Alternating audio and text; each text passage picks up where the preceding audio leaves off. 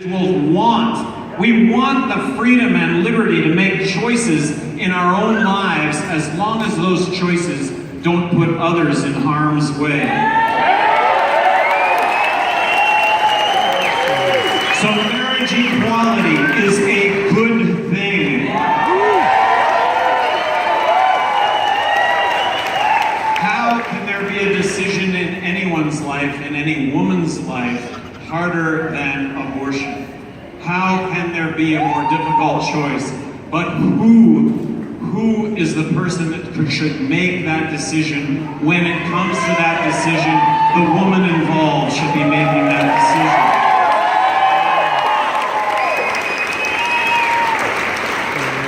decision. We need to legalize marijuana in this country. Nevada, you rock, you got a chance to do it, and you're gonna do it. You're gonna make it happen. We have the highest incarceration rate of any country in the world, and I refuse to believe that we are any less law-abiding in this country than any other country. It has to do with the war on drugs.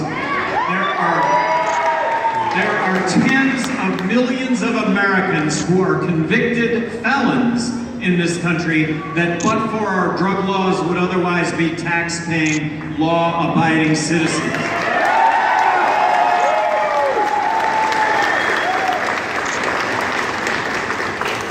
I believe in school choice, bringing competition to public education. And who should determine education in Nevada? Nevadans should determine education in Nevada, not the federal government. So looking at the federal government and the Department of Education, and this doesn't just apply to the Federal Department of Education. By extrapolation, this applies to just about everything that the federal government does. But Nevada gives Washington 13 cents for education. And then the educational department gives Nevada back 11 cents. How do you like that trade? And then Washington says, hey, to get your 11 cents, you've got to do A, B, C, and D. Well, to do A, B, C, and D, it costs 15 cents. So really, it costs Nevadans 6 cents just to have Washington really, I'm going to say, nothing. How about leaving the 6 cents in Nevada and let Nevadans decide how to best...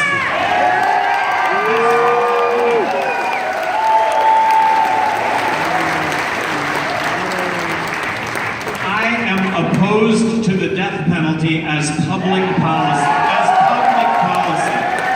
It sounds good. Eye for an eye, tooth for a tooth, but guess what? As public policy, it doesn't work. I don't know if you remember Governor Ryan in the 90s ordering a review of 36 inmates on death row. And when he ordered that review of inmates on death row, over 20 of them were released because categorically they were proven to be innocent. Apparently, the death penalty has an error rate that may be as high as 4%. I don't want to put one person to death to punish 999 that are guilty, much less 96 to death for 4 that are innocent. It's flawed public policy. It costs less to lock a person up for the rest of their lives because of the attorney fees involved with the appeals that go along with being on death row. And guess what? When somebody is released on death row because they haven't committed the crime, how can you, the cost of an attorney really ends up being priceless. And guns in this country. Look, I support the Second Amendment. We support the Second Amendment.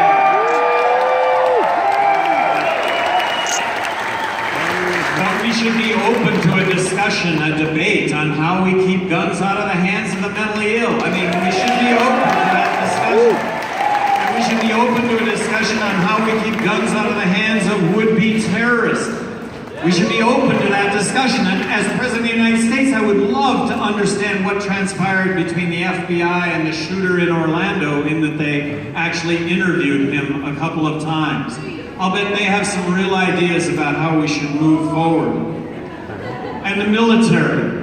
Look, there's three legs to this. Yeah, and let's all give a really big shout out to all the veterans,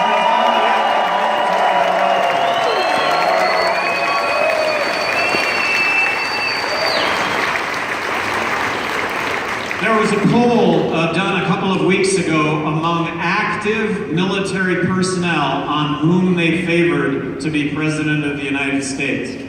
I walked away with that, 39%.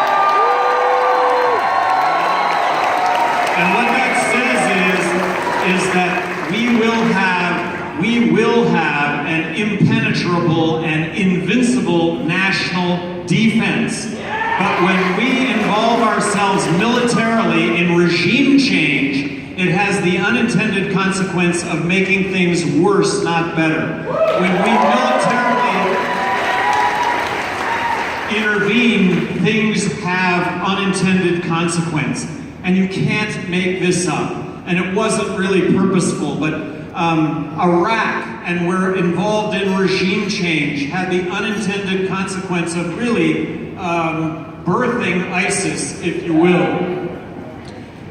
Hillary and Obama, not intended, but they go in and they back the opposition in both Libya and Syria. They back the opposition, they arm the opposition. Well, the opposition is aligned with ISIS. And when the opposition gets beat, the arms end up in ISIS hands, and these are our men and service women that end up giving their lives in a situation that is brought about from unintended consequence. Make no mistake, if we are attacked, we will attack back. Right now, ISIS is regionally contained. We're going to finish that fight. It's like sands through an hourglass, but we will finish that fight. Afghanistan is an example of we should get out of Afghanistan tomorrow.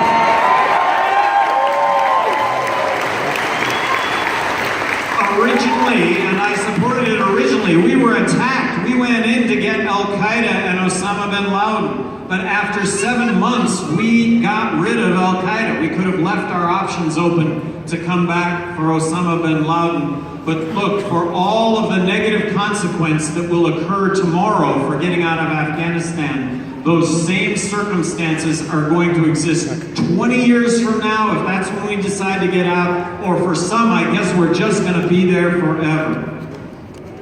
Has America ever been better? Really, it hasn't ever been better. We get along better with one another, we communicate better, our kids are smarter than ever, and the number one law enforcement tool in the world right now are in our pockets is a smartphone. It's a better world today. We're communicating, and we do have issues. We have issues. Black lives do matter, because there's a 6 times more likelihood you'll be shot if you're black as opposed to white. And the war on drugs, there's a 4 times more likelihood you'll end up behind bars if you are of color as opposed to being white. So we do have issues, and we've got to be aware of these issues, and we will improve. Thank you all so much.